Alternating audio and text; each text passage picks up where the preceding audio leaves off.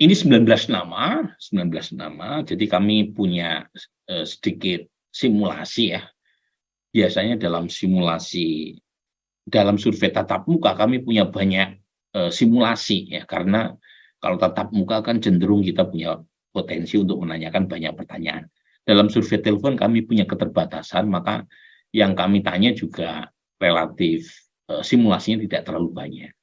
Jadi pertama adalah simulasi 19 nama. Ada 19 nama yang kita sodorkan alfabetis dan hasilnya begini. Ganjar 29%, Prabowo 24,2%, Anies 15%.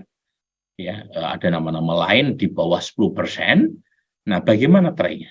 Tren Ganjar itu rebound ya di survei pasca deklarasi PD Perjuangan.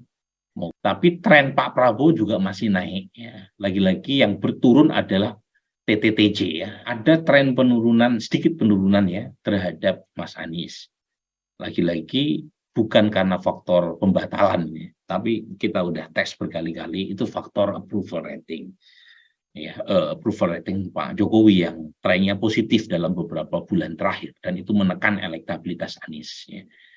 Nah, bagaimana kalau 3 nama? 3 nama begini. Mungkin ada yang bertanya, Pak, kenapa setelah 3 nama suara Pak Prabowo naik? Nah, kemungkinan nama-nama bakal capres di 19 nama yang tidak ikut kita sertakan dalam simulasi 3 nama, itu lebih banyak yang lari ke Pak Prabowo ketimbang ke Ganjar. Meskipun selisihnya dalam margin of error ya. Nah, suara Mas Anies juga naik loh. Dari 15 jadi 21,8%. Trennya begini. Trennya Mas Anies sedikit turun ya dan itu terjadi selama beberapa bulan terakhir.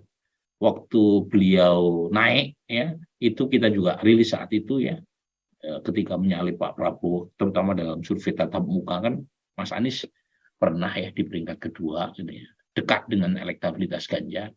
Tapi trennya itu menurun terutama di sepanjang 2023 ya. Nah, kemudian bagaimana dengan simulasi pasangan ya?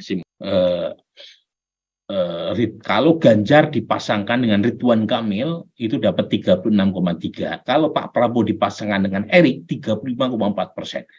Statistically dead head. Tapi kalau Mas Anies sama Pak Mahfud MD suaranya sekian, 17,6%. Ya. Ini kalau Ganjar simulasi berpasangan dengan Sandi dapat 37%. Kalau Pak Prabowo dengan Erik 34,3%, lagi-lagi selisihnya tipis. Nah, ini Mas Anies dengan Hovifah. Jadi saat ini juga belum cukup membantu Hovifah. Ini kalau sama AHY, Mas Anies sama AHY, Ganjar dengan Ridwan Kamil, Prabowo dengan Hovifah. Jadi elektabilitas Ganjar kalau berpasangan Ridwan Kamil dan lawannya Pak Prabowo menggandeng Mbak Hovifah, itu elektabilitas Pak Prabowo malah sedikit turun. Ya, dia lebih kompetitif kalau Pak Prabowo menggandeng Erik. Ya. Tetapi Mas Anies sedikit lebih kompetitif kalau menggandeng AHY sebenarnya. Tapi kalau ditanya kepada publik, hasilnya begini. Nah, ini ada perubahan terus terang ya. Sandiaga Uno di tren survei kami, termasuk kalau kita bandingkan dengan survei tatap muka, itu mulai menyalip Ridwan Kamil. Ya. Jadi sebelumnya kan Ridwan Kamil teratas tuh dalam survei-survei cawapres. Kemudian Sandi, Erik, AHY itu berada di peringkat 2, 3, 4 karena selisihnya itu dalam margin of error di survei tatap muka maupun survei telepon sebelumnya. Tapi ini ada perubahan, Sandi mulai menyodok. AHY turun, Ridwan Kamil ya juga turun. Erik kurang lebih stabil di peringkat 3. Pak Mahfud naik. Nah ini ya. Ini